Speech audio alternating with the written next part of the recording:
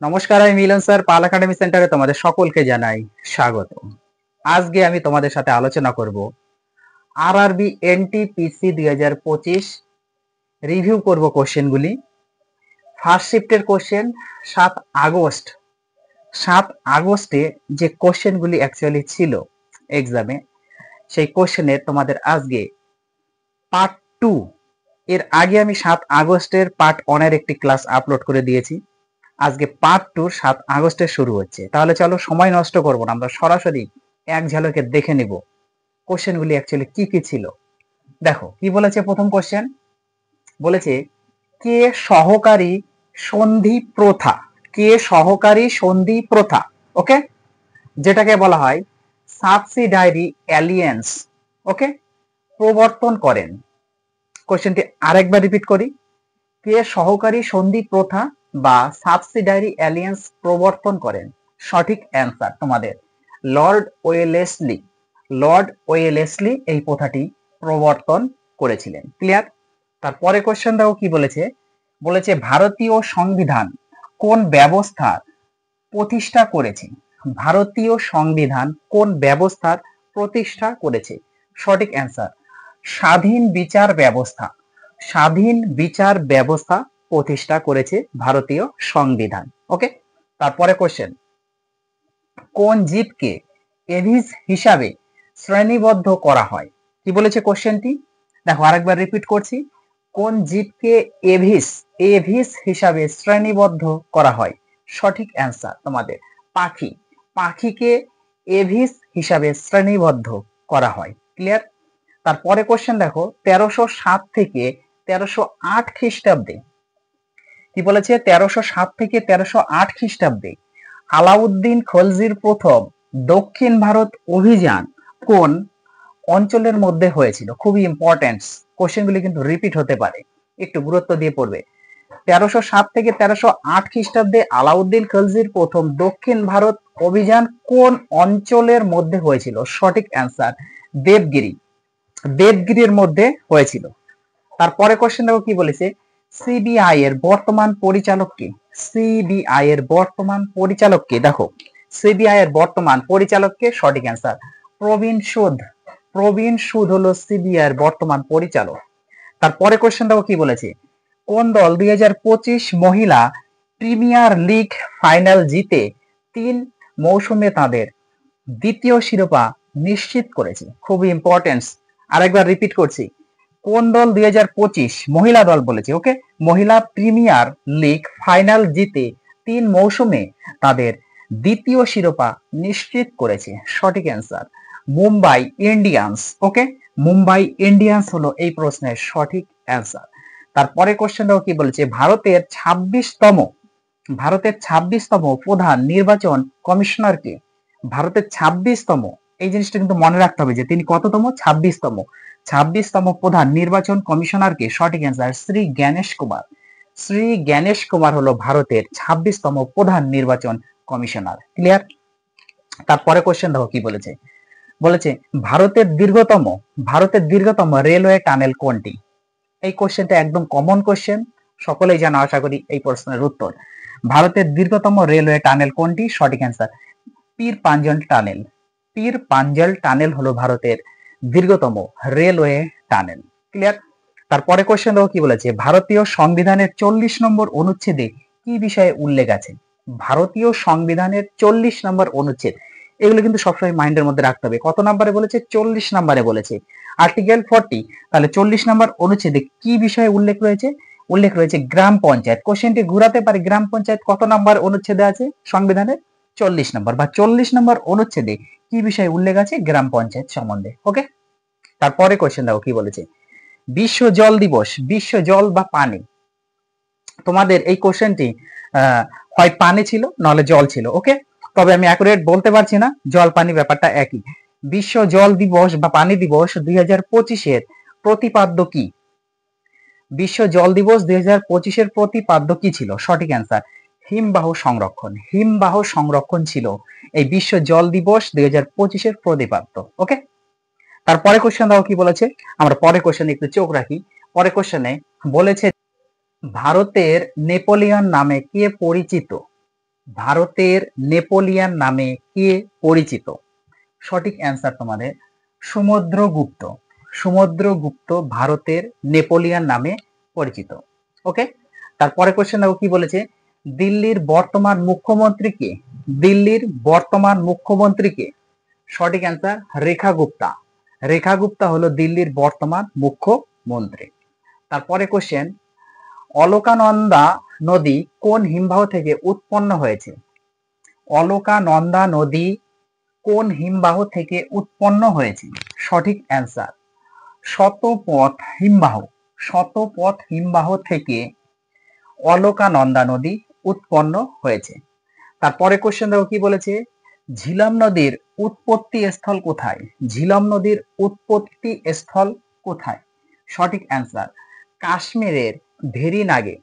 কাশ্মীরের ভেরি নাগি হচ্ছে এই ঝিলাম নদীর উৎপত্তি স্থল। খুবই ইম্পর্টেন্ট এই কোশ্চেনটিও। তোমাদের কিন্তু কোশ্চেন রিপিট হতে পারে, আমি বারবার বলছি কোশ্চেনগুলা কেউ অবহেলা করবে না, একটু গুরুত্ব দিয়ে কোশ্চেনগুলা রিভাইজ দিয়ে যাবে। ওকে, তাহলে এই কোশ্চেনটা কি, ঝিলাম নদীর উৎপত্তি স্থল কোথায়? কাশ্মীরের ভেরি নাগে। ক্লিয়ার? তারপরে কোশ্চেন দেখো কি, দাস বংশের প্রতিষ্ঠাতা কে ছিলেন?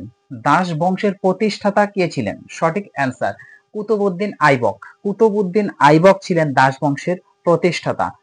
তারপরে কোশ্চেন দেখো কি, বিশ্ব বাণিজ্য সংস্থার সদর দপ্তর কোথায় অবস্থিত? বিশ্ব বাণিজ্য সংস্থার সদর দপ্তর কোথায় অবস্থিত? সঠিক অ্যান্সার জেনেভা। জেনেভাতে এই বিশ্ব বাণিজ্য সংস্থার সদর দপ্তর অবস্থান। ওকে, তারপরে কোশ্চেন দেখো কি, 38তম জাতীয় গেমস কোথায় অনুষ্ঠিত হয়েছিল? 38তম জাতীয় গেমস কোথায় অনুষ্ঠিত হয়েছিল? সঠিক অ্যান্সার উত্তরাখণ্ডে। উত্তরাখণ্ডে এই 38তম জাতীয় গেমস অনুষ্ঠিত হয়েছিল। ওকে, তারপরে কোশ্চেন, ভারতের নির্বাচন কমিশন কোন ধরনের সংস্থা? ভারতের নির্বাচন কমিশন কোন ধরনের সংস্থা? ভারতের নির্বাচন কমিশন কোন ধরনের সংস্থা? হ্যাঁ, সাংবিধানিক সংস্থা। সাংবিধানিক সংস্থা হলো ভারতের এই নির্বাচন কমিশন। ওকে, সংস্থা। তারপরে কোশ্চেন দেখো কি বলেছে, রাষ্ট্রীয় নীতির নির্দেশমূলক নীতিমালা কোন অংশে অবস্থিত? রাষ্ট্রীয় নীতির নির্দেশমূলক নীতিমালা কোন অংশে অবস্থিত?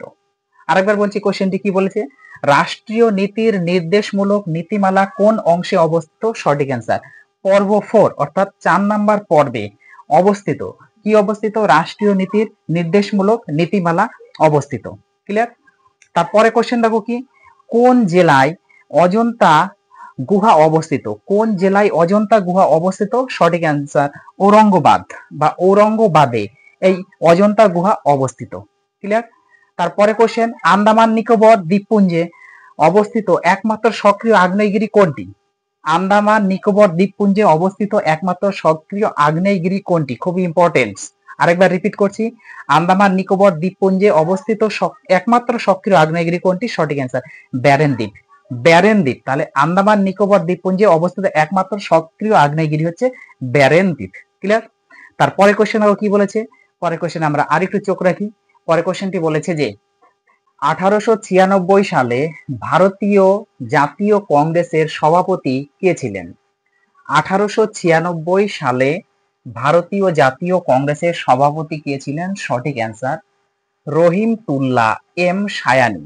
রহিমতুল্লাহ এম সায়ানী ছিল 1896 সালে ভারতীয় জাতীয় কংগ্রেসের সভাপতি।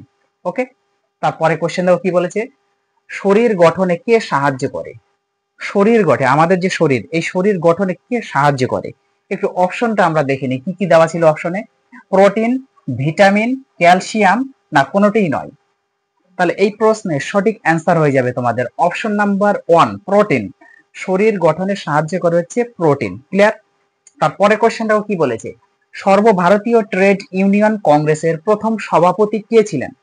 সর্বভারতীয় ট্রেড ইউনিয়ন কংগ্রেসের প্রথম সভাপতি কে ছিলেন? সঠিক অ্যান্সার লালা লাজপত রায়।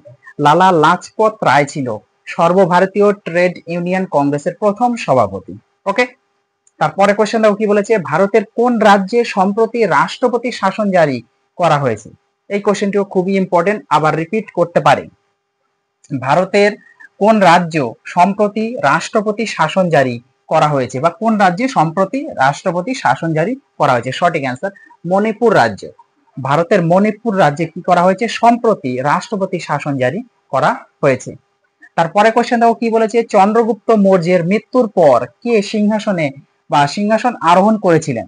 চন্দ্রগুপ্ত মৌর্যের মৃত্যুর পর কে সিংহাসন আরোহণ করেছিলেন? সঠিক অ্যান্সার বিন্দুসার। বিন্দুসার সিংহাসন আরোহণ করেছিলেন কার মৃত্যুর পরে? চন্দ্রগুপ্ত মৌর্যের মৃত্যুর পরে। ক্লিয়ার? তারপরে কোশ্চেন দেখো, দিউ দিওয়ান দিওয়ান ই বন্দগনি দিওয়ান ই বন্দগনি কে শুরু করেছিলেন? আরেকবার রিপিট করছি কোশ্চেনটি, কি বলেছে? দিওয়ান ই বন্দগনি কে শুরু করেছিলেন? সঠিক অ্যান্সার ফিরোজ শাহ তুগলক। ফিরোজ শাহ তুগলক দিওয়ান দিওয়ান ই বন্দগানি শুরু করেছিলেন। ওকে, আজকে তোমাদের লাস্ট প্রশ্ন 7 আগস্টের ফার্স্ট শিফটে আসা। কি বলেছে? সংবিধানের 97তম সংশোধনীর মাধ্যমে রাষ্ট্রীয় নীতির নির্দেশিকা নীতির কোন অনুচ্ছেদটি যুক্ত করা হয়েছিল? আর একবার রিপিট করছি কোশ্চেনটি, খুব ইম্পর্টেন্ট, সংবিধান থেকে। সংবিধানের 97তম সংশোধনীর মাধ্যমে 97তম সংশোধনের মাধ্যমে ওকে রাষ্ট্রীয় নীতির নির্দেশিকা নীতির কোন অনুচ্ছেদটি যুক্ত করা হয়েছিল? সঠিক অ্যান্সার 43 বি। তোমাদের অপশনে শুধু 43 দেওয়া ছিল। ওকে, তো তোমাদের 43 বি দেওয়া ছিল না, তো সঠিক অ্যান্সার 43 হবে। কিন্তু কোশ্চেনটি যদি আবার অন্যভাবে রিপিট করে, এই জন্য আমি এখানে লিখে রেখেছি যে 43 বি। ওকে, অনেক সময় 43 বিও দিতে পারে বা শুধু 43ও দিতে পারে। সো এই প্রশ্নের অ্যান্সারটি তোমরা 43ও মনে রাখবে এবং 43 বিও মনে রাখবে। ওকে, তাহলে এই হচ্ছে তোমাদের 7 আগস্টের যে কোশ্চেন গুলি অ্যাকচুয়ালি ছিল পার্ট 1 এর ক্লাস, এবং পার্ট 2 এর ক্লাসে আমি কমপ্লিট করে দিলাম। তোমরা একটু রিভাইজ দিতে থাকো, আমি পরবর্তী পার্ট নিয়ে আবার আসবো। তাহলে আজকের মতো এখানেই শেষ।